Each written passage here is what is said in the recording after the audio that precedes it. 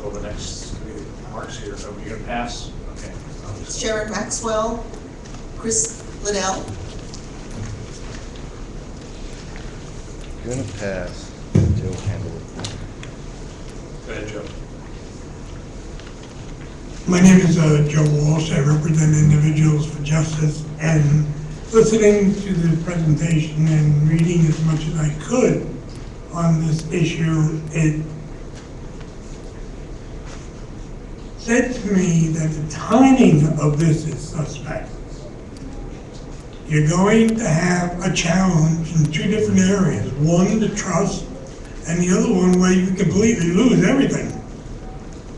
And all of a sudden, an organization that has a really good reputation is brought in to bail you out. That's the way it looks. You can shake your head all you want, Commissioner, that's the way it looks. This organization cannot mandate anything. It can only recommend. And the problem here is, I think you're just postponing stuff. You're going to get really good recommendations and do nothing.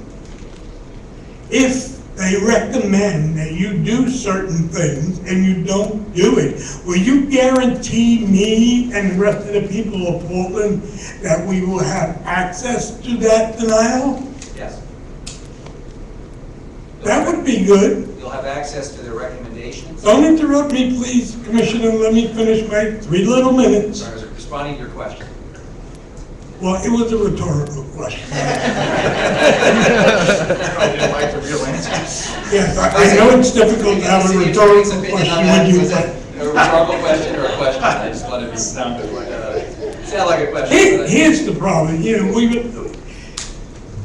organization has a stellar reputation, but I don't think any of you up here are capable of listening to them. Because you would have done it 10 years ago, or 20 years ago, or 5 years ago. Why now? Why is it happening now? Can anybody answer that question? Commissioner Novak, yes, Mr. Walsh. you're ready to go. Someone who wasn't here 20 years ago. I can answer that. It's happening now because Mr. Jakes walked into my office on March 5th of last year with this proposal, and I suggested it to Commissioner Fish as something to follow up on when he took over the bureaus, and he decided it's a good idea, and now he's proposing it. That's why it's happening now. Okay, one more question, then I'll shut up. Is this a rhetorical question? It's a direct question. You can Mr. answer it Rappaport. if you want. Who's gonna pay for all of this? They are. Yeah, and that is also strange to me, that they would step up and say, okay, we're gonna come in and we're gonna take the BES and we're gonna look at what they're doing, because that's where all the money is really being spent. And we're gonna go in and we're gonna find out all the nicks and crannies, and then we're gonna say, no, don't do this over here and don't do this repair, like you have one today, $6 million, and you tried to slip it through the consent agenda with no discussion at all. So that is not encouraging that you're gonna listen to these guys. And I'm telling you, we will watch it, and if you listen to them and you start getting this thing where we trust you, I will take you all out for a drink. We'll look forward to that.